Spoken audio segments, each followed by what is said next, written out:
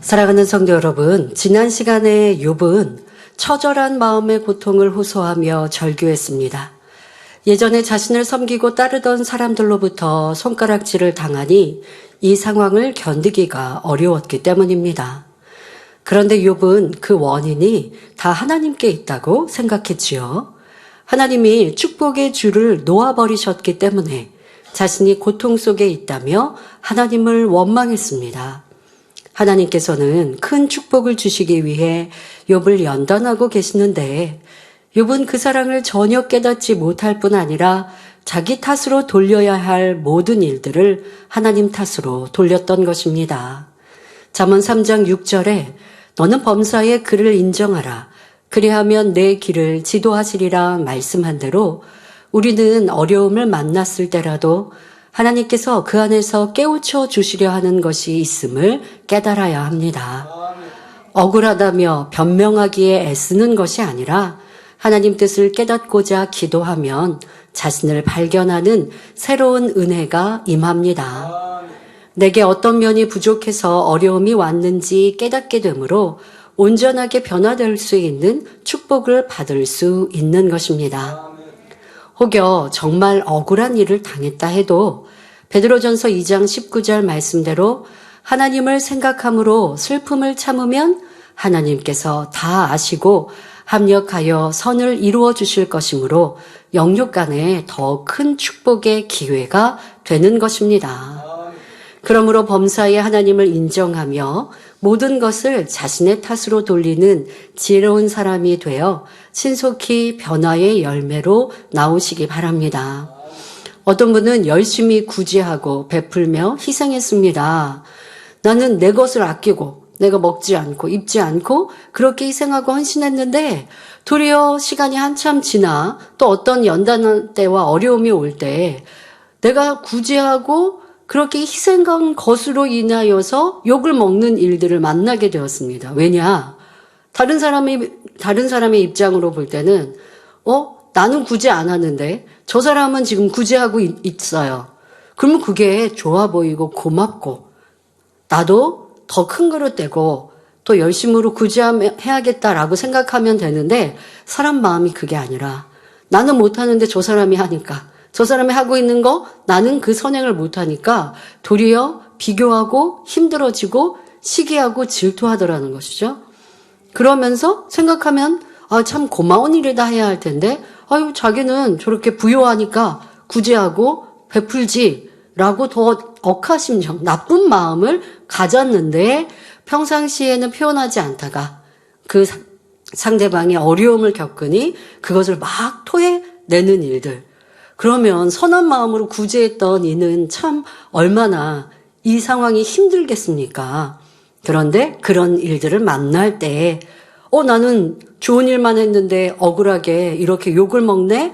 라고 한다면 힘들 것이고 지칠 것이고 그 자리에 머무르겠지만 그게 아니라 내게 왜 이런 일이 왔을까? 또 저렇게 나를 험담하는 저 사람의 마음은 어떠할까? 그냥 말 그대로 그 입장에서 근데 지금 그 입장이 어떠한지 제가 설명해 드렸잖아요. 하지 못하는 그 사람의 마음은 또 이랬겠구나. 그러면 내가 더 조심히 또 보이지 않게 이렇게 구제했었으면 덕이 됐을까? 라고 생각하고 또 나는 열심히 숨어서 오른손이 하는 일 왼손이 모르게 한다고 했는데도 또 열심히 하면 그런 일들이 주변에 알려질 것이고 좋은 것이니 칭찬받을 만한데 도리어 시기하고 질투하는 사람이 있었으면 그거에 그러면 내가 상관 안 하고 내가 하나님께 선한 일을 했으니 그런 욕을 먹을 때 기뻐하고 즐거워하면 축복인 것이죠. 그러니까 이렇게 아버지 하나님의 선하신 뜻을 찾고 아버지의 더 기뻐하시는 것을 찾아가면 유익이 되는 거예요. 그래서 전자와 같이 사람들이 시기하고 질투하는 마음도 알았다면 이 또한도 더 큰 그릇이 될 수 있는 것이고 내가 좋아서 베풀고 해도 그렇지 못한 사람의 입장은 저렇구나 라고 또 이해한다면 더 모든 것을 덕스럽게 할 수 있게 되어지고 오로지 상대가 악한 마음으로 나를 시기 질투해서 욕한다면 그런데 내가 기뻐하고 즐거워한다면 하나님은 내게 복으로 갚아주시는 것이죠. 그러니 진리대로 행하면 손해볼 것이 하나도 없습니다. 본문을 보면 욥이 겪는 마음의 슬픔과 몸의 고통이 어떠한지 생생히 느낄 수 있습니다. 욥기 30장 16절 17절에 이제는 내 마음이 내 속에서 녹으니 환난날이 나를 잡음이라. 밤이 되면 내 뼈가 쑤시니 나의 몸의 아픔이 쉬지 아니하는구나 말합니다. 너무나 큰 고통의 날들이 욥을 완전히 사로잡고 있었습니다.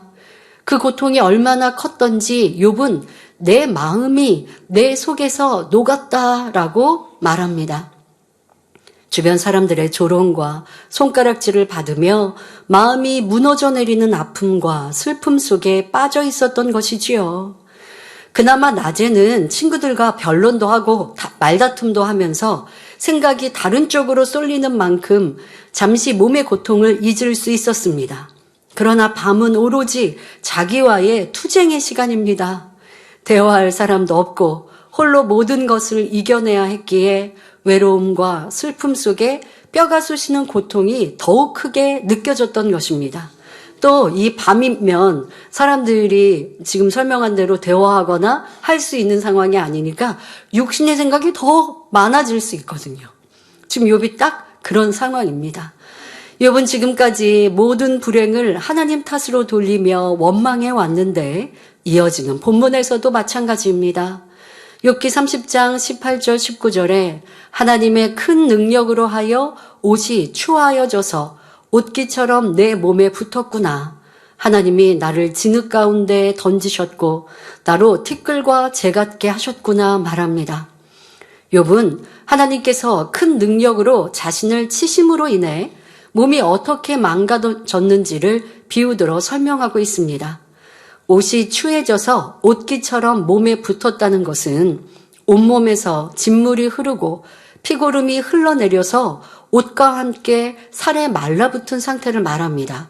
여러분 무슨 종기가 나거나 아니면 피부병이 이렇게 생겼을 때 옷을 이렇게 입고 있거나 하면 옷에 그 고름이나 진물이 붙어서 그 환부하고 옷하고 같이 붙는 이러한 것을 보거나 경험한 일들이 있으면 지금 욥의 표현이 잘 이해될 것 같습니다.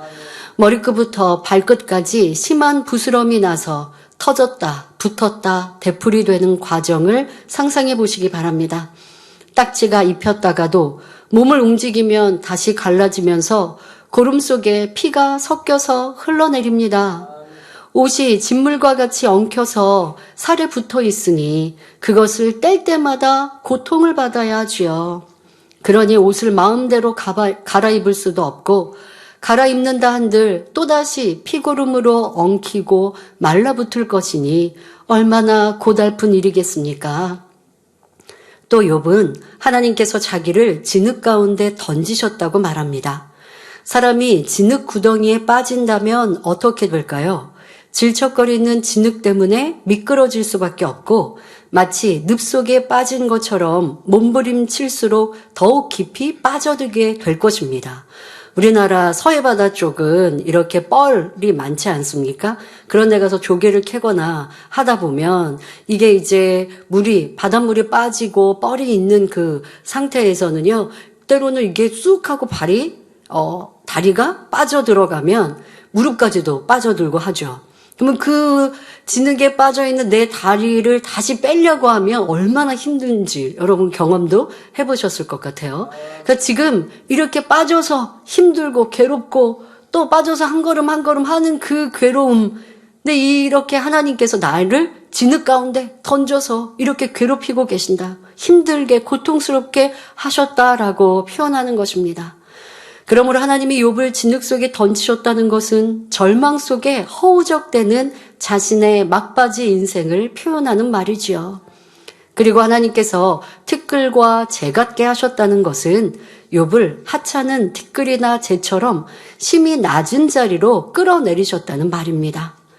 욥은 권세와 부도 있었고 지식과 지혜도 많았으며 선한 양심 속에 구제도 많이 해서 항상 존경받는 위치에 있었습니다. 그러나 이제는 조롱과 멸시, 천대를 받는 사람이 되어 있으니 자기를 이렇게 만든 분은 하나님이라며 모두 하나님 탓으로 돌리고 있습니다. 욥은 아무리 생각해 보아도 자기 몸에 병이 있었던 것이 아닌데 갑자기 온몸에 악창이 생기고 순식간에 모든 것을 잃어버려서 비참하게 낮아지도록 만들 수 있는 것은 오직 하나님의 큰 능력뿐이었습니다. 욥은 스스로 아무 잘못도 찾을 수 없는데 남들은 욥, 네가 얼마나 많은 죄를 지었으면 이렇게 불쌍한 신세가 되었는가 판단 정죄하니 얼마나 아픔과 슬픔이 크겠습니까? 물론 욥은 어떤 잘못을 해서 시험을 겪는 것은 아니었습니다. 하나님께서 욥을 사랑하심으로 더 큰 축복을 주고자 연단하신 것이지요. 욥이 이러한 하나님의 뜻과 섭리를 알았더라면 감사했을 것이고 그러면 연단의 기간이 단축되었을 것입니다. 하지만 욥은 아직도 깨닫지 못하고 있습니다. 과거에 최선을 다해 번제를 드리며 하나님을 섬겼지만 하나님과 교통하는 신앙생활이 아니었기 때문입니다. 성도 여러분, 우리가 하나님의 뜻과 섭리를 알고 신앙생활 한다는 것이 얼마나 귀하고 큰 축복인지 알아야 합니다. 여러분들 연단을 만나면 어떻게 연단을 빨리 끝내는지 또 어떻게 승리할 수 있는지 연단이 축복으로 바뀌는 방법과 길은 무엇인지 어떨 때는 연단이 그냥 끝나는 게 복이고 어떨 때는 연단을 끝냈더니 축복이 임하고 자 이러한 것까지 상세하게 들으셨어요. 혹여 내가 말씀을 명심하지 못해서 내가 당한 어려움 앞에 답을 못 얻어도 주의종을 모시고 신방하고 상담받으면 이런 진리의 말씀 다시 깨우쳐 주시니 여러분들이 그 길을 밝히 볼 수 있고 갈 수가 있습니다. 자, 이것이 너무나 큰 축복이죠. 바로 원로 목사님의 수많은 금식과 기도로 풀어받으신 이 성결의 복음을 통해 우리는 하나님의 사랑이 얼마나 크고 놀라운지 늘 들어왔습니다. 우리를 구원하시기 위해 독생자를 보내주신 사랑, 우리 죄를 대신 지고 십자가에 달리신 주님의 사랑, 참 자녀를 얻기까지 천년이 하루같이 하루가 천년같이 기다리시는 사랑을 항상 마음에 새기고 잊지 말아야겠습니다. 그리고 우리는 용서의 하나님을 중심에서 깨닫고 알아야 합니다. 시편 103편 12절에 동이서에서 먼 것 같이 우리 죄가를 우리에게서 멀리 옮기셨으며 말씀합니다. 물론 여기에는 짝을 이루는 말씀이 있지요. 시편 103편 18절에 곧 그 언약을 지키고 그 법도를 기억하여 행하는 자에게로다 라고 말씀했습니다.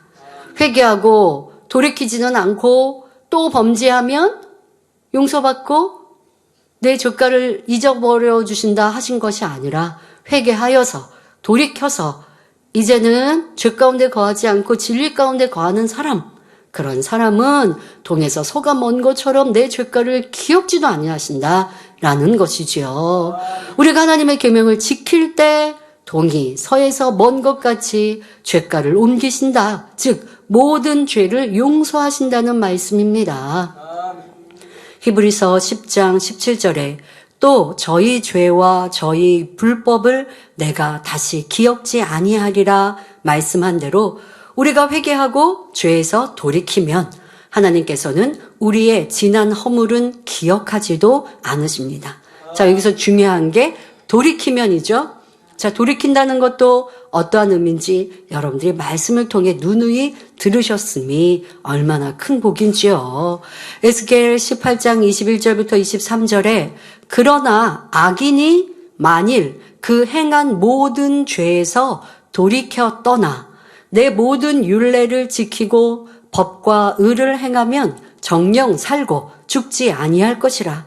그 범죄한 것이 하나도 기억함이 되지 아니하리니 그 행한 의로 인하여 살리라. 나 주 여호와가 말하노라. 내가 어찌 악인의 죽는 것을 조금인들 기뻐하랴. 그가 돌이켜 그 길에서 떠나서 사는 것을 어찌 기뻐하지 아니하겠느냐 말씀하셨습니다. 이처럼 우리의 모든 죄를 용서하기 원하시고 비록 악인이라도 어찌하든 살리고자 하시는 것이 하나님의 마음입니다. 그래서 성경을 보면 죄악이 쌓이고 쌓여서 심판할 수밖에 없을 때에도 그중 한 사람이라도 구원할 자가 있는지 살피셨고 최후의 순간까지 회개의 기회를 주시는 것을 볼 수 있습니다. 바로 소돔과 고모라의 심판 때 친히 천사장을 보내어 그 성읍을 살피게 하셨지요. 그리고 롯과 그의 가족이 구원받도록 급박한 상황에서도 심판을 늦추셨습니다. 이는 하나님의 마음, 사랑을 잘 아는 아브라함의 간구와 바램도 이 축복 안에는 담겨 있는 것이죠. 하나님께서는 이렇게 어디를 심판하시겠다 한다 할지라도 끝까지 선인을 찾으시고 의인을 찾으시고 살리시는 마음이십니다. 그러나 그런 마음을 잘 아는 아브라함께서 조카 롯을 위하여 하나님께 이렇게 간구함으로 그 복을 받아 누릴 수 있었다는 것. 자, 그것이 여러분들의 삶 속에서도 응답과 축복받는 그런 팁이 되시면 좋겠습니다. 느느웨 성 백성들의 악독이 하나님 앞에 상달돼 심판받아야 할 상황임에도 하나님께서는 그들에게 회개의 기회를 한 번 더 주셨습니다. 요나 선지자를 보내어 40일이 지나면 니느웨가 무너지리라 외치게 하셨지요. 심판의 선포와 함께 40일이라는 유예 기간을 주신 것입니다. 니느웨 백성이 죄악에서 돌이킬 시간, 멸망당하지 않고 살 수 있는 마지막 기회를 주신 것입니다. 이처럼 악인이 죄에서 돌이켜 말씀대로 행하면 하나님께서는 막힌 담을 허물어 주시고 질병의 치료와 문제 해결의 축복, 구원의 축복을 주십니다. 자, 이러한 사랑을 우리가 받아 누렸습니다.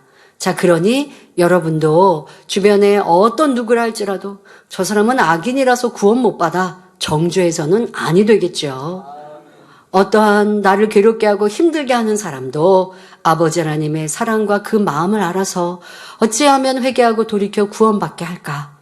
자, 그런 마음을 이루면 여러분들이 하나님 앞에 복받는 사람이 되는 것이고 사랑받을 수 있는 거예요. 그러니까 누가 나를 괴롭게 하는 사람이 있다, 이 또한도 여러분들이 복받을 수 있는 기회 아니겠습니까? 내 마음이 악인이라 할지라도 용서하고 그에게 복 빌어줄 수 있는 마음을 이루었는데 누가 그렇게 나를 괴롭히는 사람이 없다면 어떻게 증거로 보이겠습니까? 뭔가 열매로 나와야 하나님도 인정하시고 또 복 주시거든요.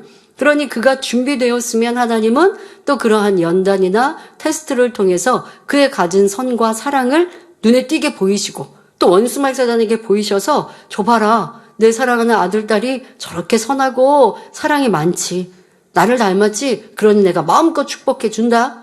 그러니 원수마귀 사단 회방하지 마. 하실 수 있는 거거든요. 여러분들이 이런 아버지의 마음, 내가 그런 혜택을 받았으니 우리도 용서하고 사랑하는 마음을 가져야 할 것입니다. 자, 그런데 지금 말씀드린 악인도 용서하신 하나님의 사랑, 회개하기를 원하시는 아버지 하나님의 마음, 그런데 그것만 아시면 안 됩니다. 이와 반대의 상황도 있다는 것입니다. 바로 만일 의인이 의로움에서 떠나 죄를 지으면 어떻게 될까 하는 것입니다. 에스겔 18장 24절에 만일 의인이 돌이켜 그 의에서 떠나서 범죄하고 악인의 행하는 모든 가증한 일대로 행하면 살겠느냐?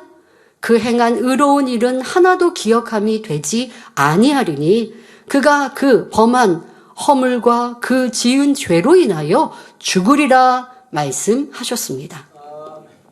성도님들 중 나는 예전에 기도와 전도에 힘쓰고 신방도 많이 했습니다.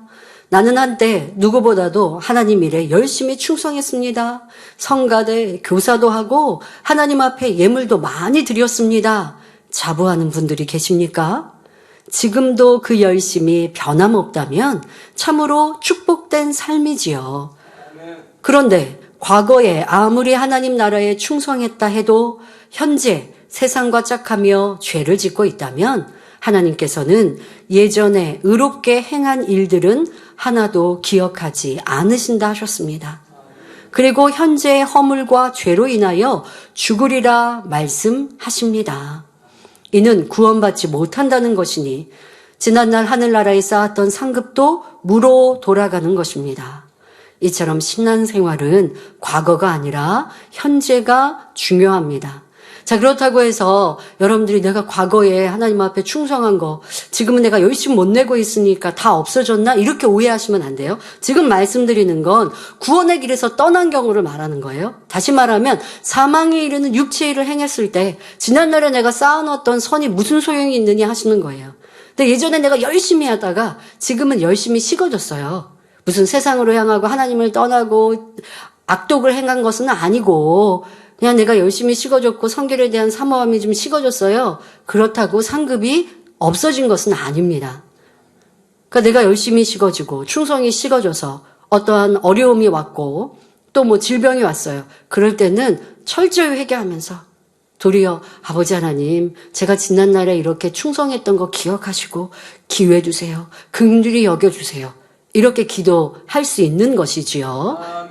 바로 히스기야 왕처럼 할 수 있는 것입니다. 그러니까 이러한 차이를 여러분들이 잘 아셔야 돼요. 근데 지금은 사망에 이르는 죄를 지극히 까닭에 말씀하고 계시는 것이죠. 사망에 이르는 죄가 아니어도 과거에 내가 자랑할 게 많은데 현재 그렇지 못하다. 그러면 과거를 자랑할 게 아니라 빨리 회복하시는 그런 여러분이 되셔야 합니다. 자, 성경에서 예를 들어보겠습니다. 요압은 다윗의 왕국 건립에 큰 힘이 되었고 여러 전쟁을 승리로 이끈 핵심 인물이었습니다. 여러분 다윗 왕의 장수였던 이 요압 장수 있잖아요.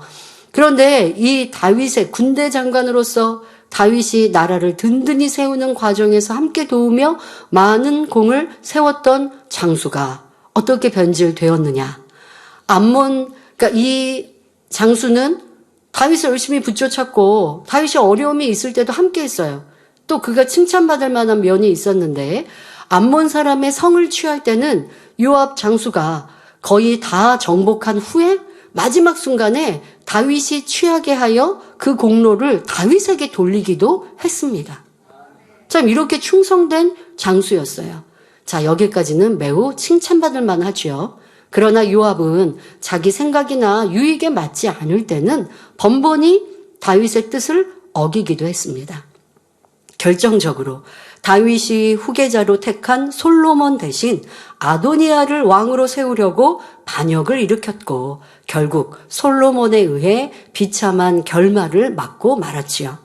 이는 다윗을 배신한 것이요. 그 결과 그가 평생 수고하며 쌓았던 모든 공이 순간에 물거품처럼 사라지고 말았던 것입니다. 그러므로 신앙생활에 있어서는 과거보다는 항상 현재가 중요함을 명심하시기 바랍니다.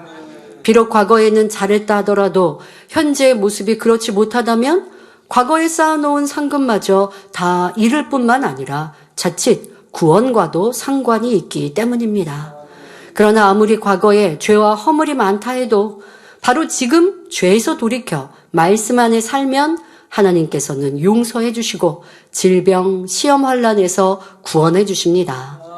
이러한 하나님의 공의와 사랑, 하나님의 뜻과 섭리를 알아야 지혜로운 신앙생활을 할 수 있습니다. 연단에 대한 것도 마찬가지입니다. 연단을 허락하시는 하나님의 마음을 알아야 신속히 통과할 수 있습니다. 잘못으로 인한 연단이라면 신속히 회개하여 하나님과 사이에 담을 헐어야 하고 축복받기 위한 연단이라면 기쁨과 감사함으로 잘 승리해야 하지요. 만일 죄의 담으로 인해 연단받고 있는 사람이 무조건 연단을 통해 축복이 오겠지 하고 회개도 하지 않고 세월만 보낸다면 연단이 길어질 수밖에 없습니다. 자녀들이 부모에게 매를 맞을 때, 야단을 맞을 때 그 이유를 모른다면 무슨 소용이 있겠습니까? 숙제를 안 해서 혼나는지, 나쁜 짓을 해서 지금 내가 야단을 맞는지, 부모의 말씀에 불순종해서인지 그 이유를 알아야 변화의 열매로 나오지요. 그래야 다음에는 야단 맞지 않고 칭찬만 받지 않겠습니까? 이와 마찬가지로 여러분이 연단을 받을 때 어떤 잘못으로 인한 연단인지, 축복 주시기 위한 연단인지, 강하고 담대하게 만들기 위해 허락하신 연단인지 분별해야 한다는 것입니다. 잘 모르겠으면 우선 자기를 내려놓고 내가 무엇이 하나님 말씀에 잘못되고 어긋난 것이 있나 이렇게 찾으시면 되고요. 나를 둘러보고 찾아봤더니 특별히 잘못한 거 없는데 연단이 왔구나. 그러나 죄는 짓지 않았어도 그 다음에 돌아볼 기준은 선과 사랑, 진리예요. 여러분, 내가 누구를 미워하지 않았다고 잘했다라고 할 수는 없잖아요. 사랑하지 않았으면, 선하고 희생하고 베풀고 양보하지 않았다면 이 또한 잘했다고 볼 수 없어요. 그러니까 악을 행하지 않은 것을 잘했다고만 하면 안 되고, 악을 행하지 않은 것은 기본이요. 거기에 하나님이 기뻐하시는 선과 사랑과 희생, 진리를 얼마나 쫓았는가, 이것도 기준하셔야 합니다. 그래서 그렇게 이루지 못했다면, 그러니까 연단을, 우리 일꾼들이 연단을 받을 때 마음 그릇을 넓히기 위한 연단도 분명 있거든요. 다윗이 연단을 받았을 때 사울 왕이 계속 쫓아다니면서 괴롭히고 죽이려고 할 때 다윗은 그로 인하여서 마음을 넓히고 그릇을 넓힌 거예요. 선과 사랑을 더 채워갔기 때문에 큰 축복을 받을 수 있었죠. 이러한 연단은 아무나에게 주실 이유는 없어요. 점점점 커가는 일꾼, 또 크게 쓰임 받기 위해서는 꼭 필요한 연단입니다. 그런데 그런 사람이 나 죄 지은 거 없는데, 난 잘못한 거 없는데, 누구 미워한 거 없는데 라고만 생각한다면 연단을 승리할 수 없죠. 하나님의 선과 사랑에 비추어서. 자, 누가 나를 괴롭게 하는데 미워하고 내가 같이 험담하지는 않지만 마음이 영 슬퍼요. 힘들어요. 열심과 충만함이 식어져요. 이것도 잘못인 거거든요. 이것도 부족한 거거든요. 이걸 발견해서 회개거리를 찾으면 회개할 게 많은 거예요. 하나님의 사랑이 얼마나 큰데 누가 나를 좀 힘들게 했다고, 누가 나를 오해했다고 제가 지금 힘들어하고 있네요. 용서해 주세요. 하나님의 사랑, 주님의 사랑 내 안에 온전히 충만치 않은 것도 회개해야 할 것이고, 내가 이렇게 믿음이 온전하지 않아서 이렇게 저렇게 요동하는 배와 같이 지금 바람결에 흔들리고 있는 이 모습도 회개해야 할 것이고, 선과 사랑이 없으니 누가 나를 힘들게 괴롭게 한다고 괴로움을 느끼고 있으니 이 마음 그릇이 얼마나 작은가. 회개거리가 참 많죠. 그러니 죄와 악만을 기준할 게 아니라 선과 사랑에도 기준하여서 나를 돌아보시면 됩니다. 자, 선과 사랑에 기준하여 사실 돌아보다 보면 안 걸리는 경우는 거의 없을 거고요. 또 열심과 충성도 그렇고 이런 면으로 여러분들이 진리로 나를 비추어 보면 많이 발견할 수 있습니다. 그렇게 하고 그 다음에 또 뭘 해야 돼요? 온전히 기뻐하고 감사하면 돼요. 그러니까 이렇게 죄를 발견하든 아니면 선으로 나를 비추어 보든 간에 이 모든 과정 속에 기뻐하고 감사하면 내가 왜 이 연단이 왔는가라고 못 깨달아도 상관없어요. 그냥 이렇게만 하시면 연단은 축복으로 바뀌는 것입니다. 자, 욥의 경우는 잘못으로 인한 연단은 아니었지만 하나님께서 그를 연단하실 수밖에 없는 이유가 속속들이 드러나고 있습니다. 감당할 수 없는 시험이 계속되니 본성 속의 악들이 무진장 쏟아져 나오는 것을 볼 수 있지요. 본성 속의 악은 자기 스스로 발견할 수 없으므로 하나님께서 연단을 통해 드러나게 하십니다.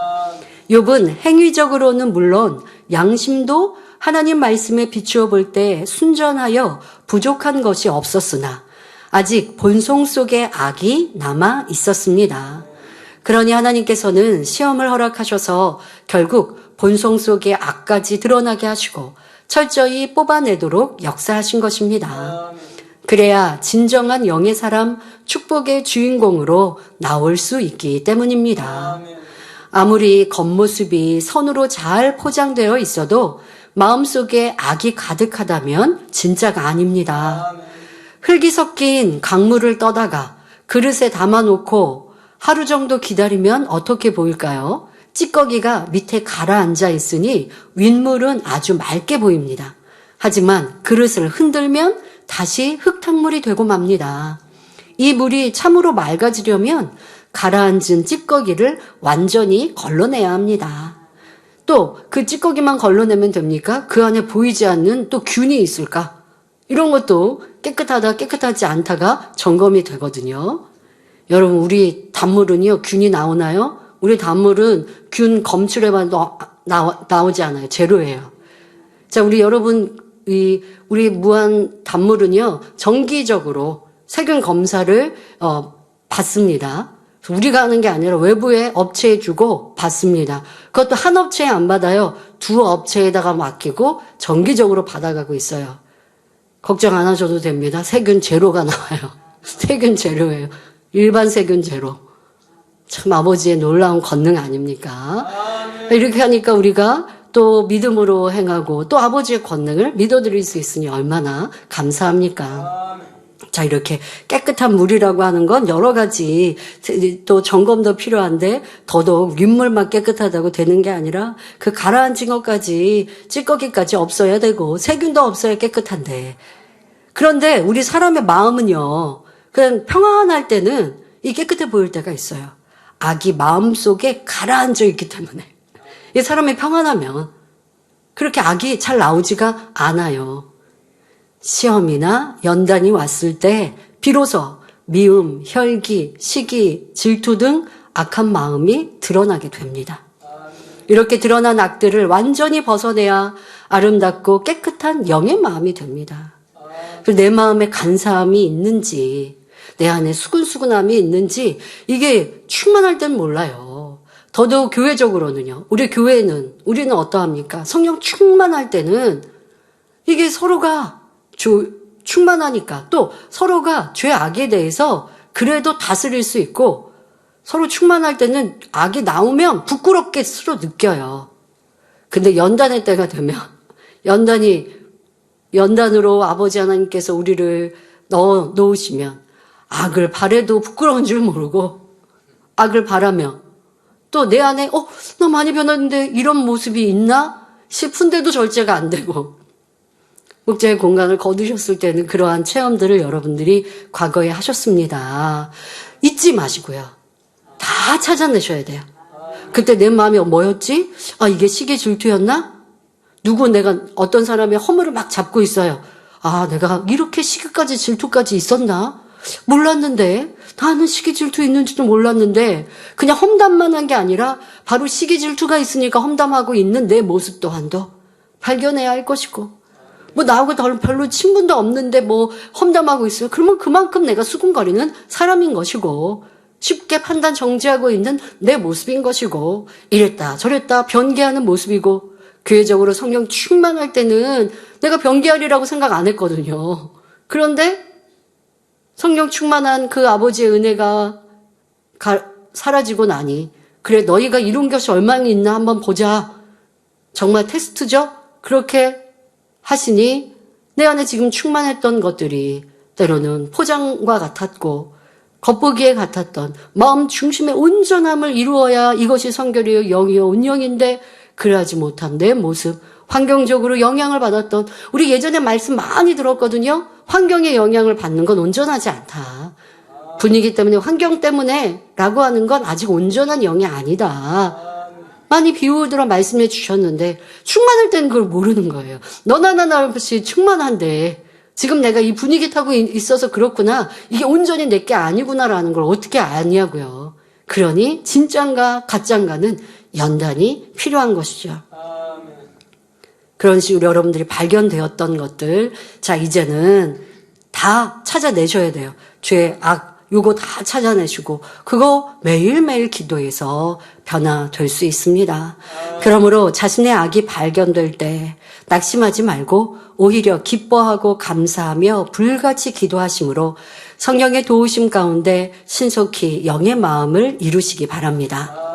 이어지는 본문을 보면 욥기 30장 20절에 내가 주께 부르짖으오나 주께서 대답지 아니하시오며 내가 섰사오나 주께서 굽어보시기만 하시나이다 말합니다.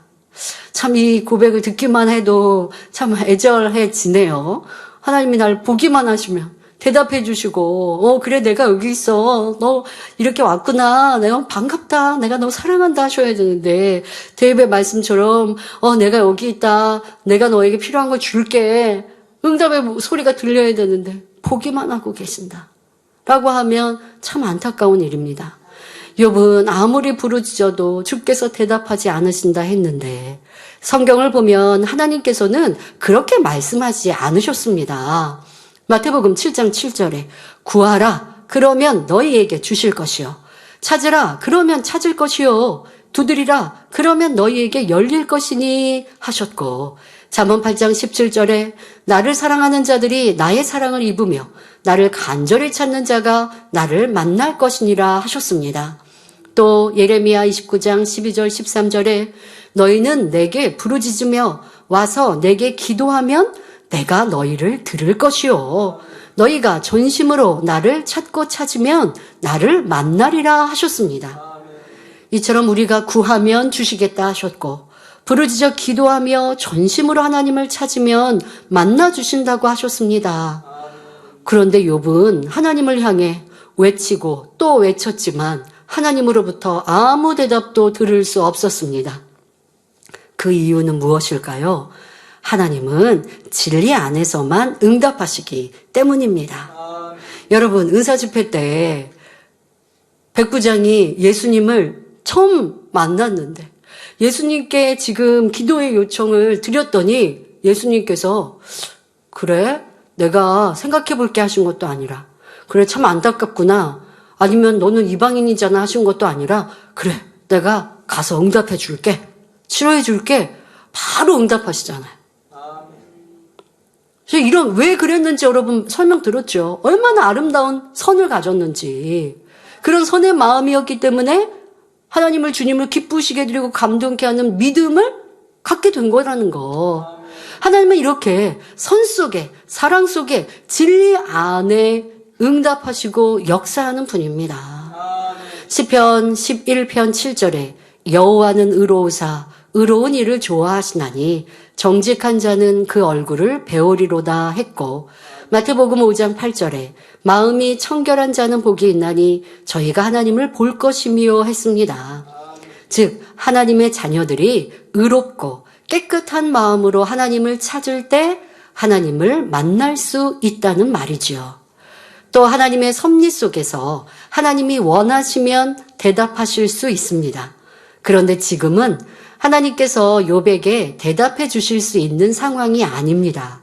왜냐하면 계속해서 욥의 악이 드러나게 해줘야 하기 때문입니다.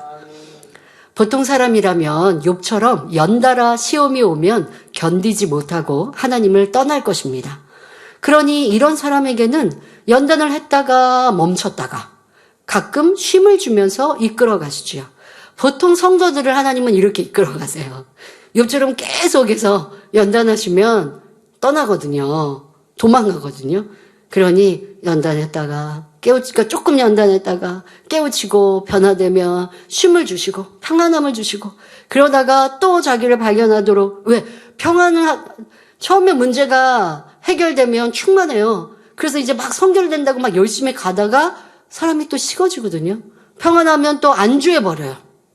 안주하면서 쭉 가면 또 하나님께서 한번 흔드셔야 돼요.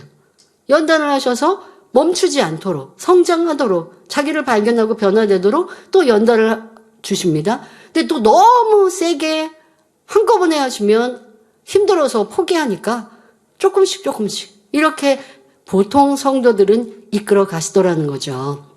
하지만 욥은 선한 고든 중심이었기에 능히 감당할 것을 아시고 모든 악을 한꺼번에 드러내고 계십니다.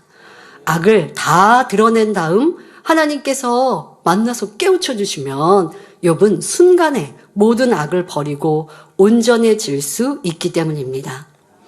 성도 여러분, 혹시 나에게도 욥과 같은 연단을 주시면 어떡하지? 이런 염려는 하지 않으셔도 됩니다. 그런 염려하는 사람에게는 감당치 못할 연단을 주시지 않을 것이기 때문입니다. 그러나 어떤 시험이 와도 기뻐하고 감사하며 오히려 하나님을 찬양하고 기도할 사람이라면 어떻게 하시겠습니까?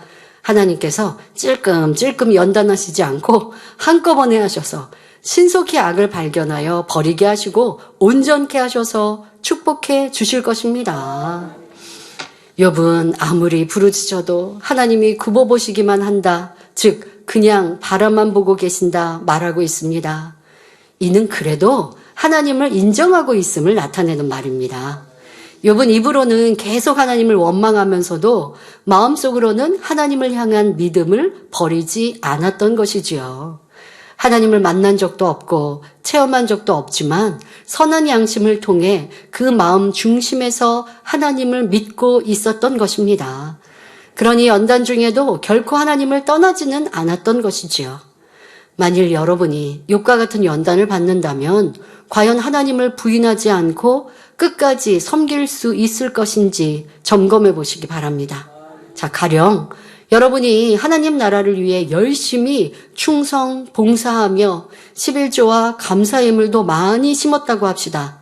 뿐만 아니라 교회 안에서 인정받는 위치에서 많은 성도들의 사랑을 받으며 축복의 간증도 넘쳐나서 하나님께 영광 돌리는 신앙생활을 하고 있습니다.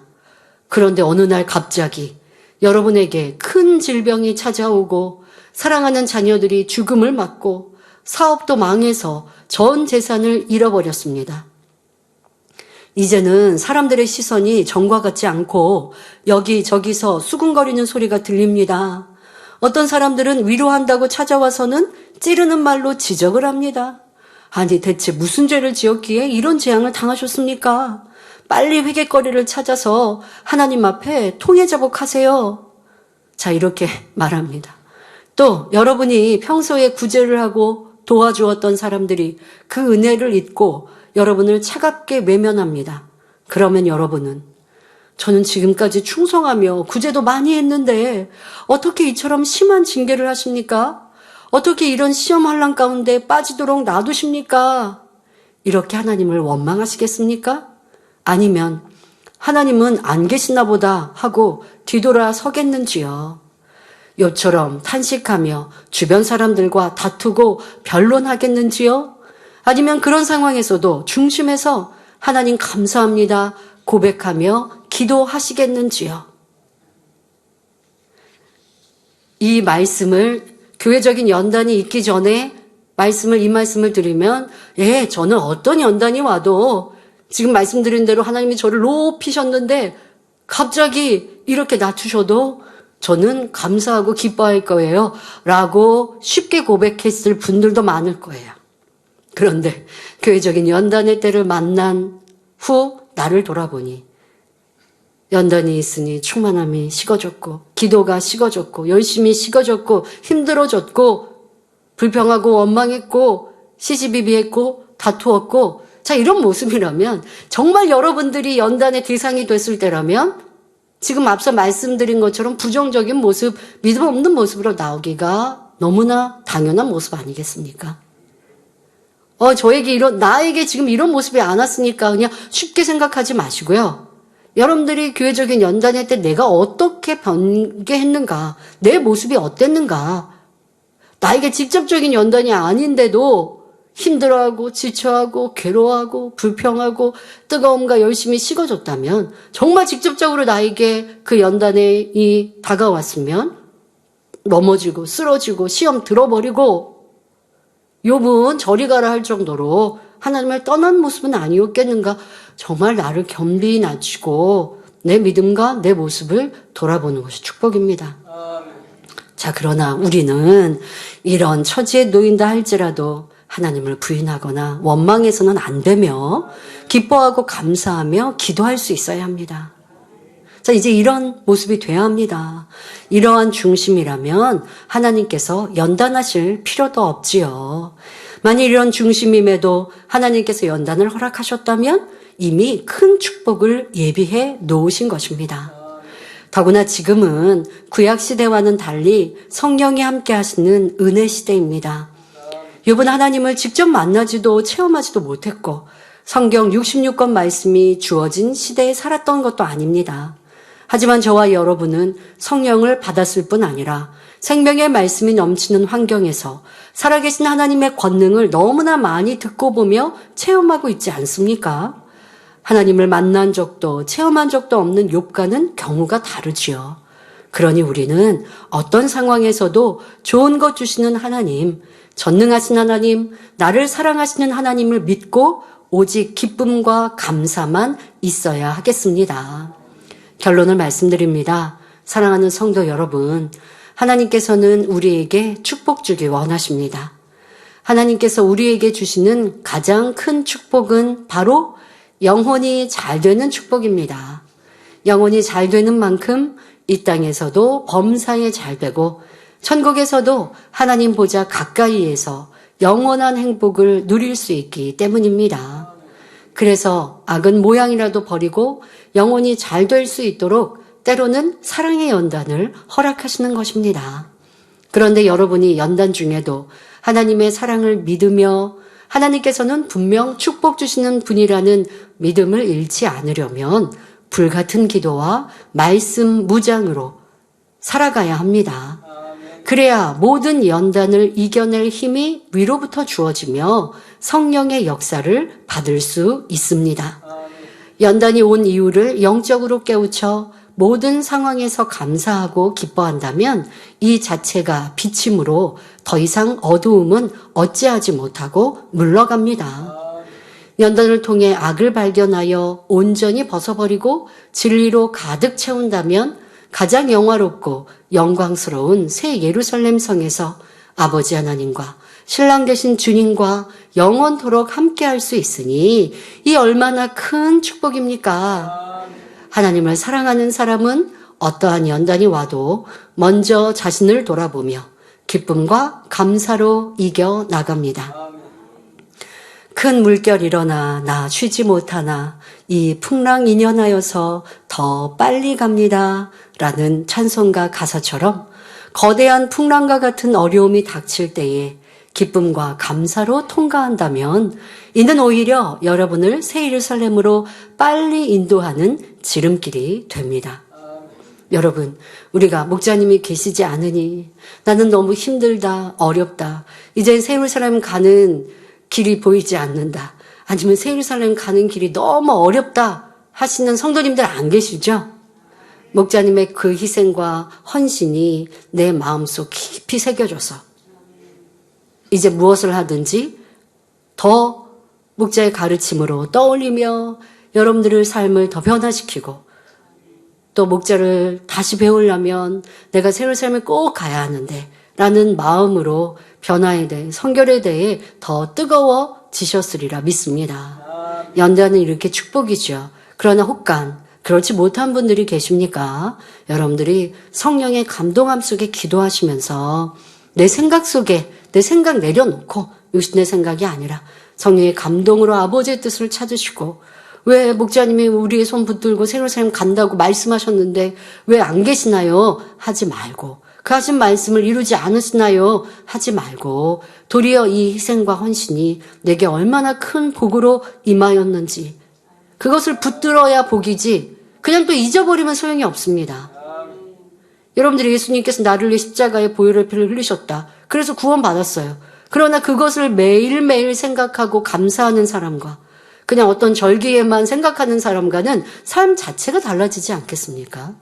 우리에게는 아버지 하나님의 그 사랑, 주님의 희생과 함께 목자님의 가르치시니 성결의 복음과 우리에게 그렇게 마음 뜻 정성을 다해 외치신 세상 끊고 실상인 천국을 향해 가라고 말씀하시고 천국을 보이고자 하셨던 그 헌신의 날들을 우리는 기억합니다.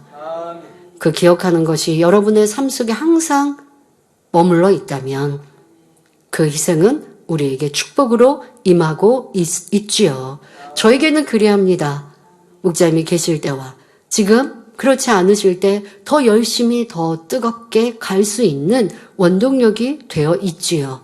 우리 성도님들에게도 우리에게 있었던 이 큰 어려움과 좀 막막할 것 같았던 이 일들이 도리어 큰 축복으로 임하는 아버지의 사랑으로 다가온 줄 믿습니다. 혹간 그렇지 못한 분들은 빨리 성령의 음성을 들으셔서 더 성령의 충만함으로 이 풍랑 인연하여 더 빨리 달려갈 수 있는 성도님들이 되시기를 바랍니다. 민수기 6장 24절부터 26절에 여호와는 내게 복을 주시고 너를 지키시기를 원하며 여호와는 그 얼굴로 내게 비추사 은혜 베푸시기를 원하며 여호와는 그 얼굴을 내게로 향하여 드사 평강 주시기를 원하노라 말씀합니다. 그러므로 어떤 상황에서도 축복 주기 원하시는 하나님의 사랑을 잊지 말고 반드시 믿음으로 승리하여 영으로 온 영으로 신속히 나와 진정한 축복의 주인공이 되시기를 주님의 이름으로 축원합니다. 말씀 참고하시면서 함께 기도하시겠습니다. 좋으신 아버지 하나님,